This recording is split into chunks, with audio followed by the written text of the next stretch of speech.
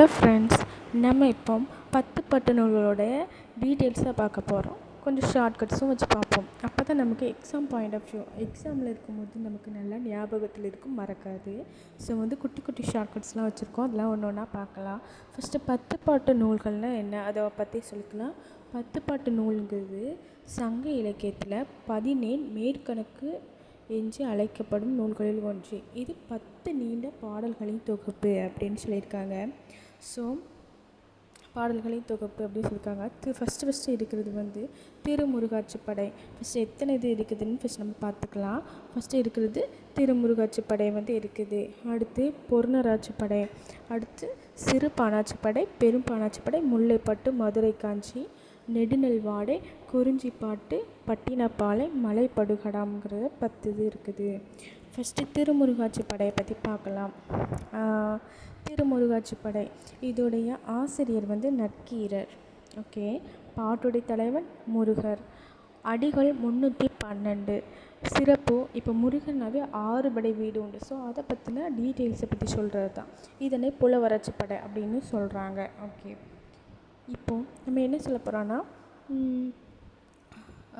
நம்ம ஆல்ரெடி முன்னாடி படிக்கும் போதே படிச்சிருப்போம்.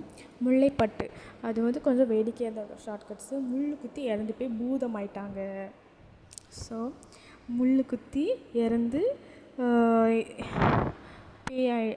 பூதம் ஆயிட்டாங்க அப்படிங்கிற மாதிரி படிச்சிருப்போம். ஸோ அந்த மாதிரி தான் முள் குத்தி இறந்து இதாகிட்டாங்க அப்படிங்கிற மாதிரி.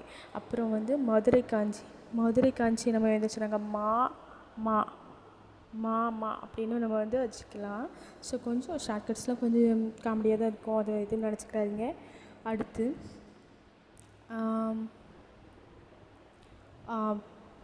பெரும்பாணாற்றுப்படை நம்ம என்ன சொல்லியிருப்போம்னா, பெரிய பானை என்ன வச்சுக்கோங்க, பெரிய பானை அப்படின்னு வச்சுக்கணும். பெரிய பானையில் ஊற்று பார்த்தாங்க, பெரிய பானையை ஊற்று பார்த்தாங்க. இது இன்னொரு இதுக்கும் வரும். நமக்கு என்னதுலலாம் வரும்னா,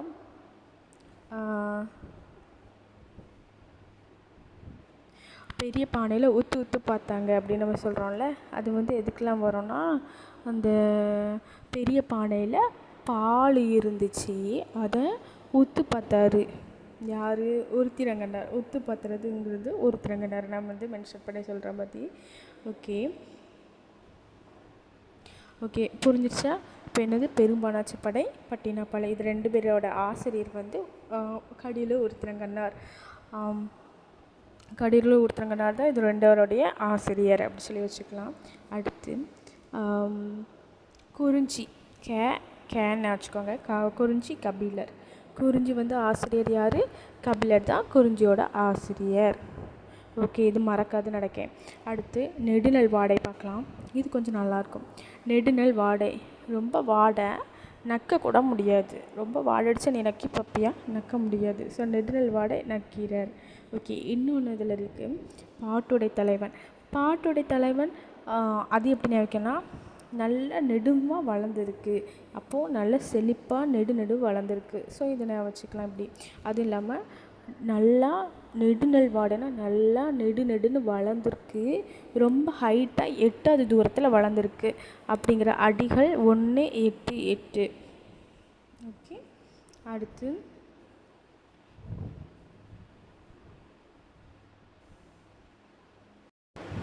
நல்லா வளர்த்தியாக நெடுன்னு வளர்ந்துருக்கு அப்படின்லாம் நம்ம பார்த்தோம்.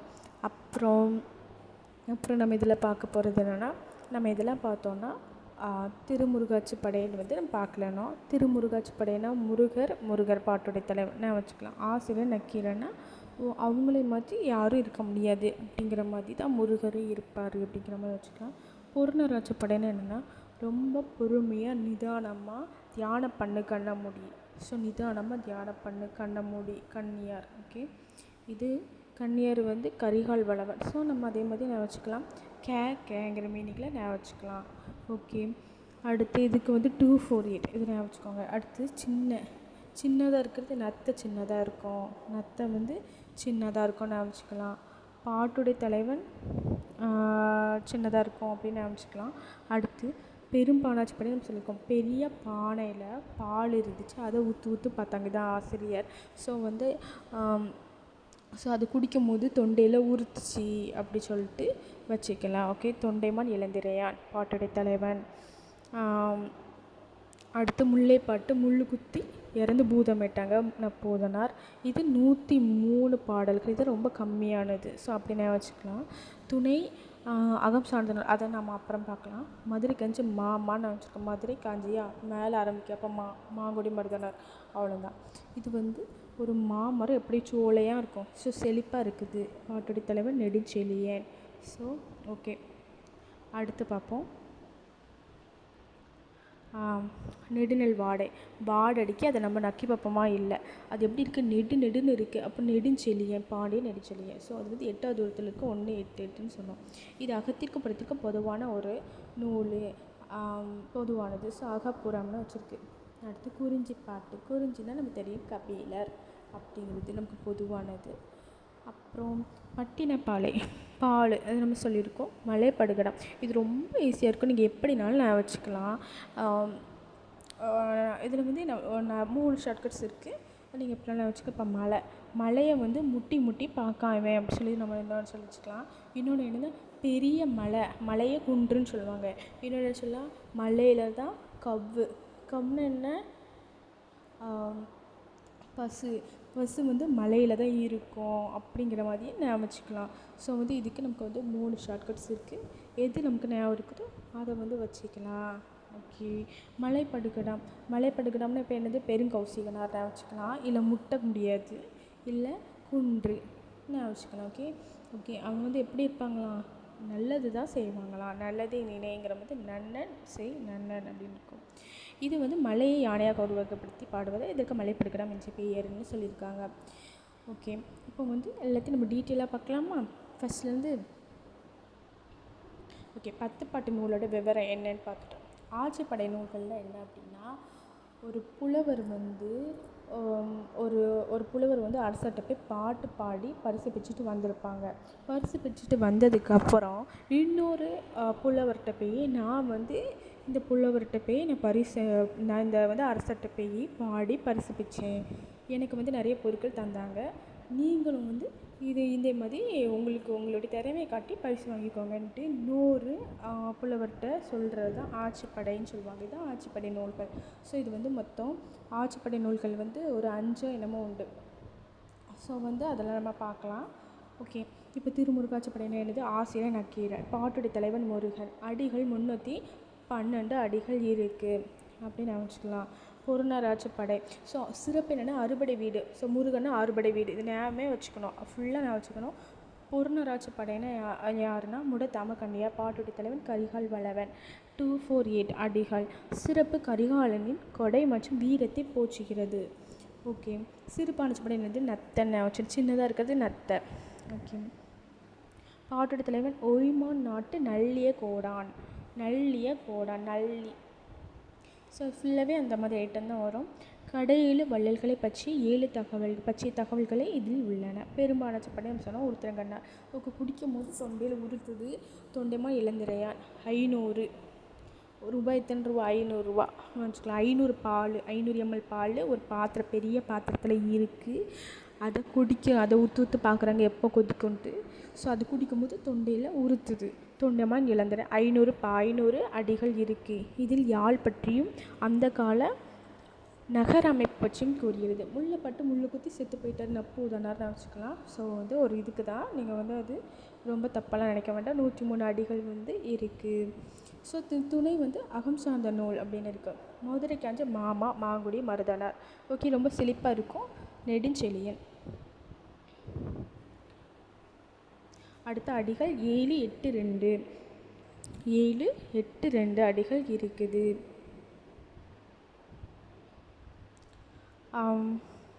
7 8 2 அடிகள் இதில் இருக்குது அப்படின்னு நம்ம சொல்லியிருக்கோம்.